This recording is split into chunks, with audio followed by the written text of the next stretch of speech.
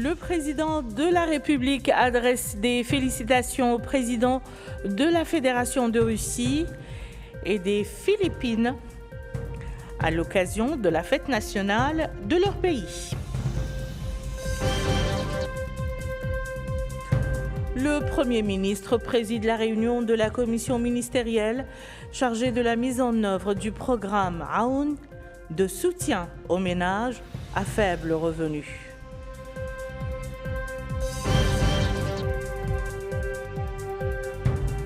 Le président de l'Assemblée nationale insiste dans son discours à la 39e session de l'Union parlementaire arabe sur la nécessité d'intensifier les efforts visant à contenir les crises et à résoudre les conflits par des moyens pacifiques.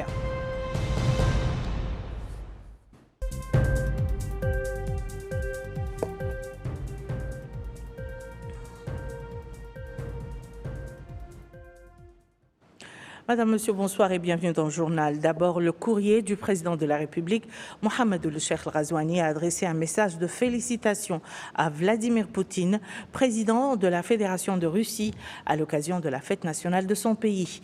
Il lui a réaffirmé également son engagement à poursuivre les efforts en vue de renforcer et de développer la coopération existante entre leurs deux pays au service des intérêts de nos deux peuples frères.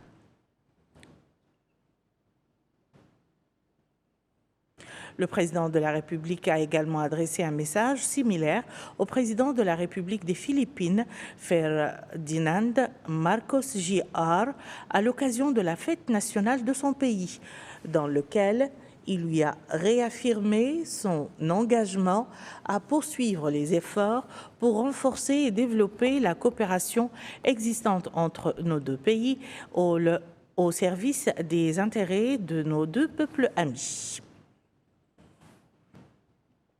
Je vous le disais dans les titres, le Premier ministre Mukhtar Ould-Diaye a reçu ce jeudi à la primature la directrice générale du département des affaires africaines du ministère japonais des Affaires étrangères, Misako Takahashi. L'entrevue a porté sur les différents aspects de la coopération entre notre pays et le Japon, ainsi que les moyens de la renforcer et de la développer au service des intérêts communs des deux pays amis. Au sortir de l'audience, la diplomate japonaise a déclaré que la rencontre a été fructueuse et constructive.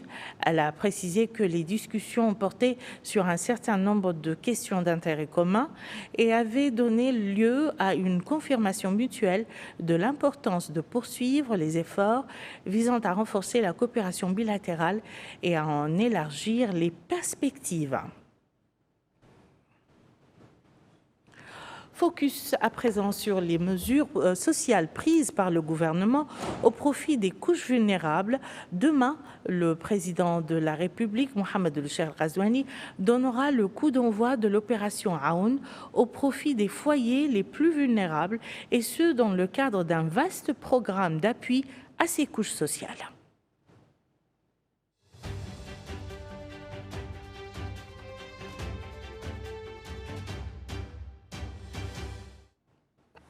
On commence cette page spéciale consacrée à ces mesures par la réunion hier soir de la commission ministérielle chargée de la mise en œuvre du programme Aoun de soutien aux ménages à faible revenu. Présidé hier soir par le Premier ministre, Mukhtar Ould-Diaye, ce programme, mis en œuvre sous les hautes orientations du président de la République, Mohamed Ould Ghazouani, vise à renforcer la protection sociale et à améliorer les conditions de vie des citoyens, notamment les catégories les plus modestes, et considéré comme le plus important dispositif d'appui social jamais mis en œuvre à l'échelle nationale en termes de nombre de bénéficiaires et de couverture géographique, cible plus de 2 millions de citoyens dans l'ensemble des wilayas du pays.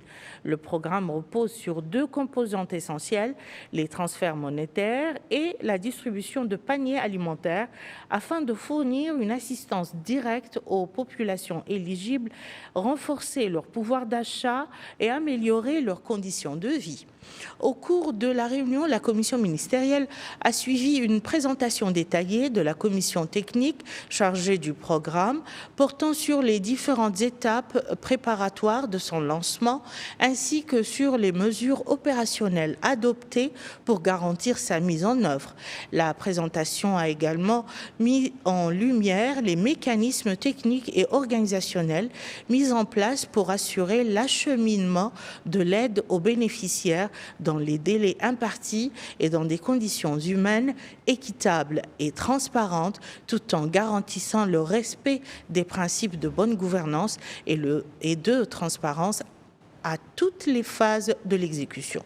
À l'issue de la réunion, le Premier ministre a insisté sur la nécessité d'achever l'ensemble des préparatifs techniques et logistiques requis et de veiller au strict respect des procédures arrêtées afin d'assurer le succès de ce programme et l'atteinte de ses objectifs sociaux. Il a souligné que cette initiative contribuera à renforcer l'efficacité des politiques publiques en faveur des populations les plus vulnérables et à garantir que l'aide parvienne à ses bénéficiaires dans les meilleures conditions. L'État, dans le cadre de ce programme, avait décidé une série de mesures sociales destinées à soutenir le pouvoir d'achat des citoyens et particulièrement ceux à revenus modestes à travers des transferts monétaires au profit des ménages inscrits au registre social, distribution de paniers alimentaires à près de 2 millions de citoyens, en plus de la diminution du prix du gaz butane. Bokar Bailaba revient sur, ou plutôt plus en détail sur ces mesures. Écoutons-le. Président de la République, M. Mohamed Ould Cheikh Al Ghazouani, il a été décidé de la mise en place d'un programme de mesures sociales exceptionnelles pour limiter l'impact de la crise sur les ménages les plus vulnérables. Il est articulé autour de 2 composantes. La première a trait au transfert monétaire à grande échelle. L'opération cible l'ensemble des ménages inscrits au registre social. Il s'agit de plus de 352 000 ménages, ce qui représente 2 millions de bénéficiaires en tenant compte du nombre moyen de personnes par foyer. La seconde composante concerne la distribution de paniers alimentaires à 150 000 ménages, parmi les plus vulnérables ici du registre social, mais aussi des programmes visant à soutenir les personnes ayant des maladies chroniques et ceux en situation de handicap, soit environ 1 million de citoyens bénéficiaires. Ainsi, les paniers alimentaires comprennent 50 kg de riz, 50 kg de blé, 10 kg de sucre, 10 kg de pâtes alimentaires et 5 litres d'huile. Ces nouvelles mesures sociales nécessitent une enveloppe de 12 milliards en Sénou-Ouguiya.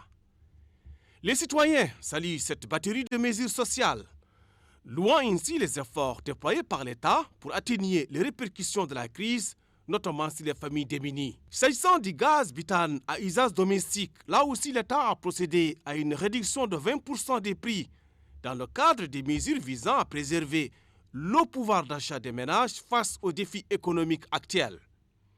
Selon les nouveaux tarifs officiels, le prix de la bouteille de 12 kg B12 passe de 5 000 à 4 000 en Sénou-Ouguiya, soit une diminution de 1 000 Ouguiya. La bouteille de 6 kg B6 est désormais vendue à 1 920 Ouguiya contre 2 400 auparavant, tandis que celle de 3 kg B3 voit son prix réduit de 1 100 à 880 Ouguiya. Des mesures sociales s'allient à leur juste valeur par les citoyens. Et il remercie aussi le président de la République pour la mise en place de ces mesures, permettant ainsi d'alléger les dépenses courantes des familles mauritaniennes et faciliter l'accès à une source d'énergie domestique essentielle. Face à la crise au Moyen-Orient et ses impacts économiques dus à la montée exponentielle des prix des hydrocarbures, l'État avait aussi décidé d'accorder un montant de 4 500 MRU sur le salaire des employés de la fonction publique qui perçoivent moins de 13 000 MRU, ainsi qu'une somme de 3 000 MRU en faveur des retraités, comme a été relevé le taux du salaire minimal. Mohamed Ould Khattat. Faire face aux crises qui s'invitent et impactent des secteurs vitaux dans un pays exige une grande clairvoyance, de la sagesse et une bonne capacité de résistance et d'adaptation, comme ce fut le cas dans notre pays dès l'avènement de cette crise au Moyen-Orient, à laquelle les pouvoirs publics ont pris des mesures d'accompagnement afin de préserver le pouvoir d'achat des personnes vulnérables et faire front aux conséquences de celles-ci, touchant en particulier les secteurs de l'énergie et des produits de première nécessité. Ainsi, le président de la République, M. Mohamed Cheikh Al-Ghazouani, a décidé la mise en place d'un programme de mesures sociales exceptionnelles pour limiter l'impact de la crise sur les ménages les plus vulnérables, en donnant des instructions précises au gouvernement pour soutenir le pouvoir d'achat des citoyens et éviter toute forme de rupture de produits de première nécessité. Ainsi, pour atténuer les répercussions de la crise, le gouvernement a procédé à une augmentation du salaire minimum interprofessionnel garanti, le SMIC, qui est passé de 45 000 anciennes Ouguiya à 50 000 anciennes Ouguiya. De même que des aides financières spéciales ont été annoncées pour supporter les augmentations du prix du gaz, bénéficiant aux civils et aux militaires à hauteur de 46 000 anciennes Ouguiya et profitant à 50 000 fonctionnaires. Une aide financière à plus de 124 000 familles à faible revenu issues du registre social à hauteur de 30 000 Ouguiya pour chaque famille a également été décidée. De même que le président de la République, M. Mohamed Cheikh Al-Ghazouani, a décidé de renoncer à 1 million d'Ouguiya de son traitement mensuel pendant 9 mois, tout comme le Premier ministre et les ministres ont également réduit leur salaire dans le même élan de solidarité. Il faut également préciser qu'avec la poursuite de la crise qui n'en finit pas au Moyen-Orient, d'autres initiatives sociales visant à renforcer le pouvoir d'achat des citoyens continuent d'être prises.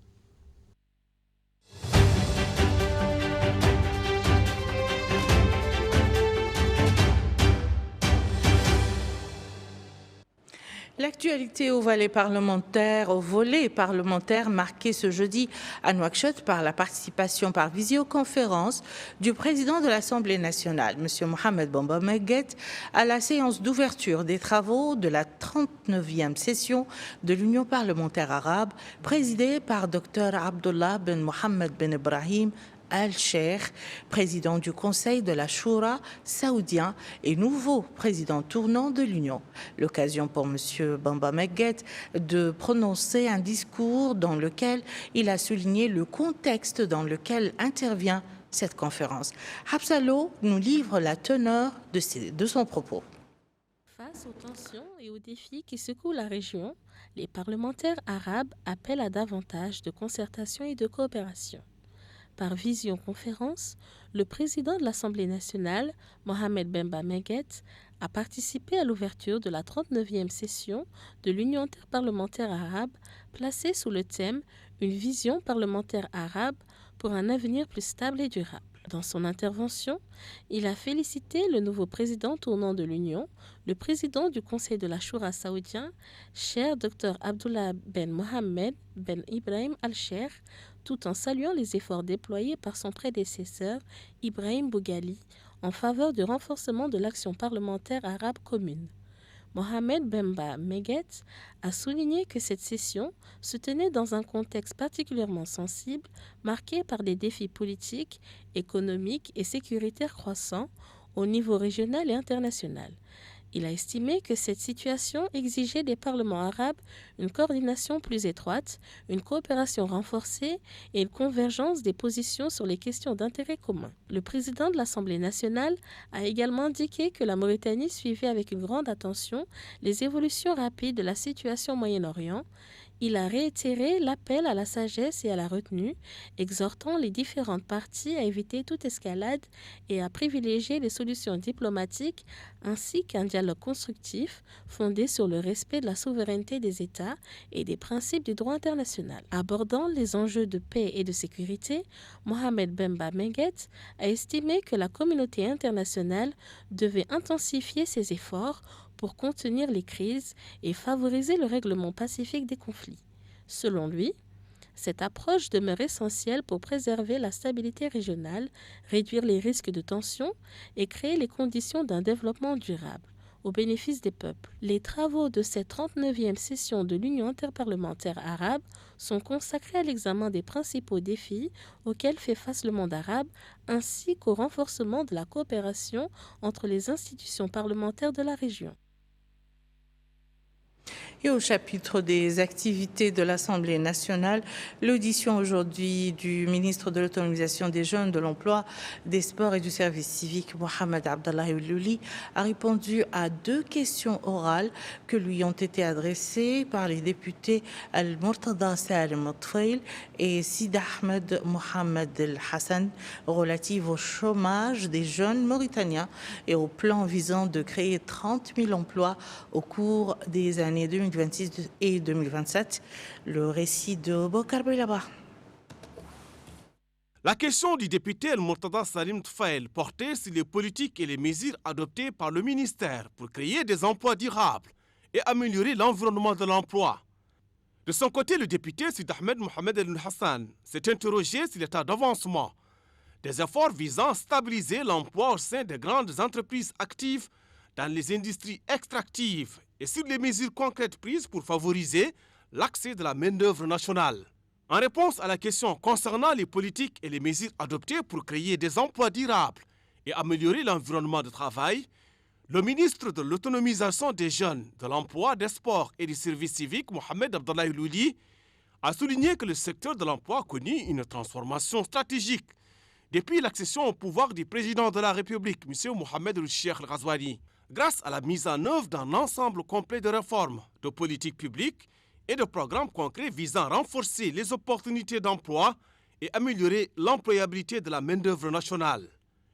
Il a passé en revue les principales réalisations du secteur au cours des 5 premiers mois de l'année en cours, précisant qu'elles s'inscrivent dans 3 axes principaux: programme actif pour l'emploi, appui au secteur privé, formation et amélioration de l'employabilité. Et il a indiqué que parmi les programmes phares qui continueront d'être mis en œuvre en 2026 et 2027, figurent le programme d'agriculture saisonnière et le programme d'insertion des diplômés des établissements de formation professionnelle. Il a indiqué que le secteur poursuivra sur sa lancée amorcée en 2025 et aspire dans le cadre du programme actif en faveur de l'emploi à créer plus de 23 000 emplois rien qu'en 2026. En réponse à la question relative à la stratégie adoptée par le secteur pour atteindre l'objectif de création de 30 000 emplois dans les secteurs porteurs, le ministre de l'Autonomisation des Jeunes, de l'Emploi, des Sports et du Service civique a précisé que cette orientation s'inscrit dans le cadre de la décision annoncée par le président de la République, M. Mohamed Cheikh El Ghazouani, visant à créer 30 000 emplois au cours des années 2026 et 2027, lors de la cérémonie de clôture du Congrès national pour l'autonomisation des jeunes. Il a indiqué que le secteur a adopté depuis décembre dernier une méthodologie scientifique claire pour garantir la mise en œuvre effective de cet engagement. Le ministre a également indiqué que l'analyse sectorielle des grands projets de développement a mis en évidence un potentiel d'emploi direct dépassant les 28 000 postes pour la période 2026-2027, auxquels s'ajoutent plus de 7 200 emplois permanents qui devraient être créés pendant la phase d'exploitation. Enfin, le ministre de l'Autonomisation des Jeunes, de l'Emploi, des Sports et du Service civique a précisé que les données disponibles montrent que l'objectif de créer 30 000 emplois au cours de la période 2026-2027 repose sur des bases solides, fondées sur la mobilisation des potentialités de l'investissement public et le renforcement des programmes d'emploi actifs dans leurs différentes composantes. L'ambassade des États-Unis d'Amérique à Nouakchott a célébré hier soir le 250e anniversaire de l'indépendance du pays. Le gouvernement était représenté à cette cérémonie par Mohamed El Soueidat, ministre de la Justice, assurant l'intérim du ministre des Affaires étrangères, accompagné de ses collègues de la Défense et des Affaires des retraités et des enfants des martyrs et de l'énergie et du pétrole, respectivement Hanan El-Sidi et Mohamed El-Khalid. S'exprimant pour la circonstance, la chargée d'affaires de l'ambassade américaine, Corina Sanders, a souligné que cette célébration coïncide cette année avec le 65e anniversaire de l'établissement des relations diplomatiques entre les États-Unis et la Mauritanie.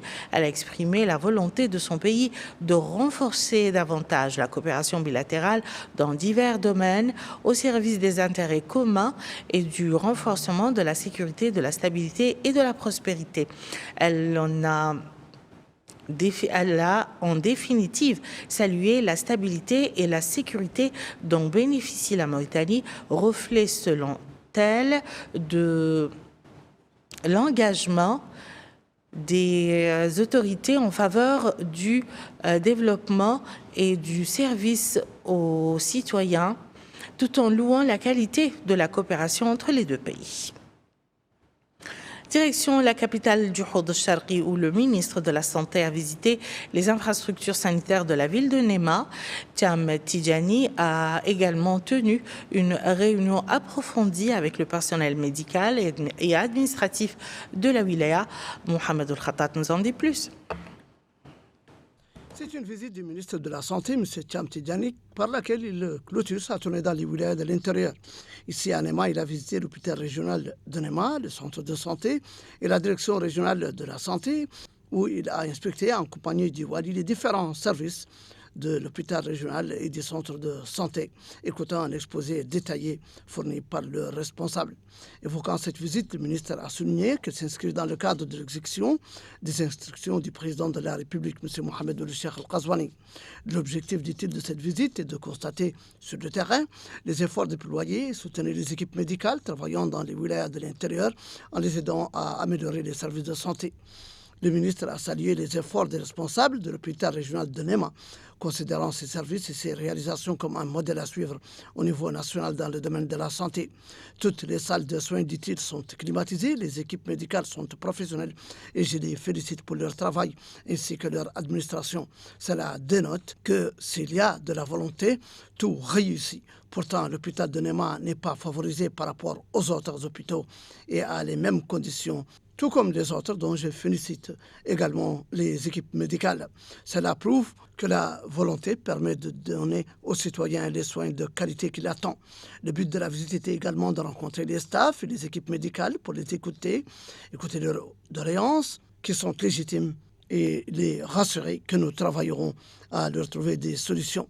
C'est dire que cette visite de terrain cherche à diagnostiquer l'état des lieux du système de santé, connaître ses insuffisances et les besoins pour trouver des solutions adéquates et améliorer la qualité des soins. De même qu'elle renforce le suivi dans les différentes structures sanitaires pour améliorer la qualité des services de santé. Il faut noter que le ministre a tenu réunion avec les staffs et les équipes médicales, discutant avec eux et mettant en exergue les principaux indicateurs et les défis rencontrés. Retour à Nouakchott pour parler de la conférence de presse du gouvernement.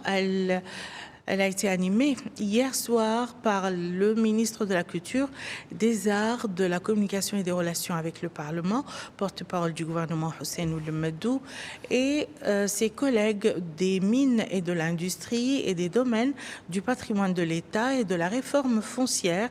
Dioul Zein a commenté et revenu sur les grandes lignes du projet de décret relatif au certificat de conformité aux normes nationales, tandis que Niang Mamoudou a passé en revue la déclaration d'utilité publique d'une réserve foncière au profit du projet SOCAM.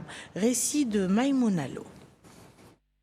Des membres du gouvernement ont commenté hier soir les conclusions du Conseil des ministres. Il s'agit des ministres de la Culture, des Arts, de la Communication et des Relations avec le Parlement, porte-parole du gouvernement, El-Hussein Medou, des Mines et de l'Industrie, et Dioul Zein, ainsi que du ministre des Domaines du Patrimoine de l'État et de la Réforme foncière, Niang Mamoudou. Prenant la parole, le ministre des Mines est revenu sur les grandes lignes du projet de décret relatif au certificat de conformité conformité aux normes nationales. Il a précisé qu'il s'agit de l'application d'une disposition de la loi relative à la normalisation et à la promotion de la qualité. Selon lui, l'objectif est d'améliorer la qualité et l'image de l'industrie mauritanienne et d'accroître sa compétitivité dans un environnement fondé sur la sécurité des processus de production et le respect des normes. Cela passe par la mise en place d'un cadre juridique permettant la certification de conformité aux normes mauritaniennes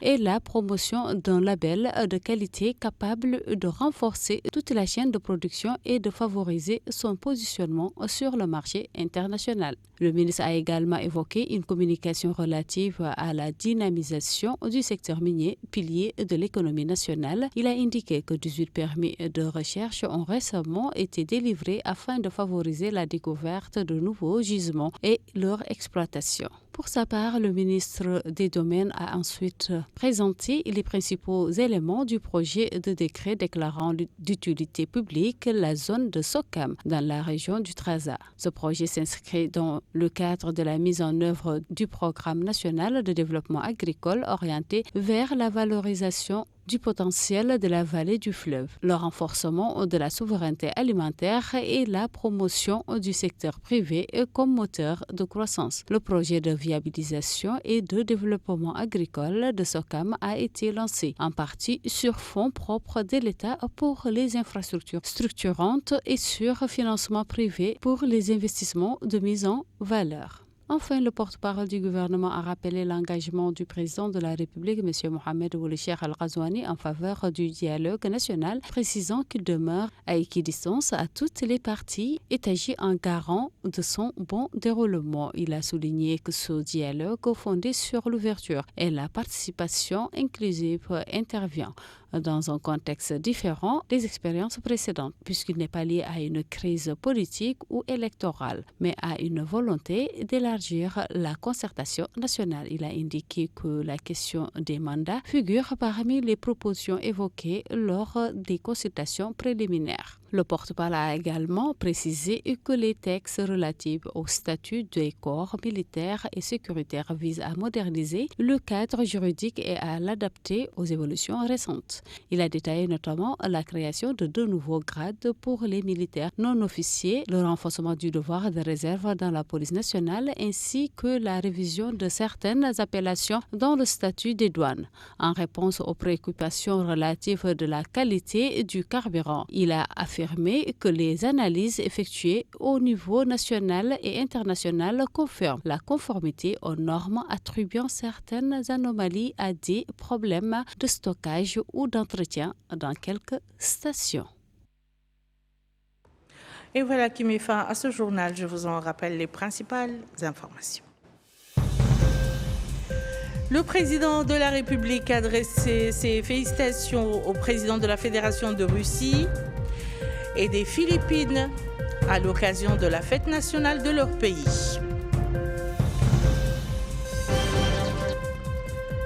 Et le Premier ministre préside la réunion de la commission ministérielle chargée de la mise en œuvre du programme Aoun de soutien aux ménages à faible revenu.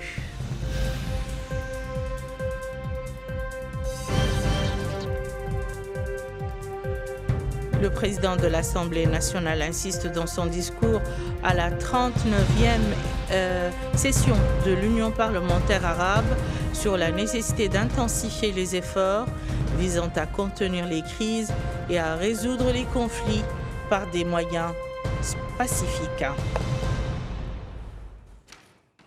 Merci, Madame, Monsieur, de nous avoir suivis. À très bientôt, Inch'Allah.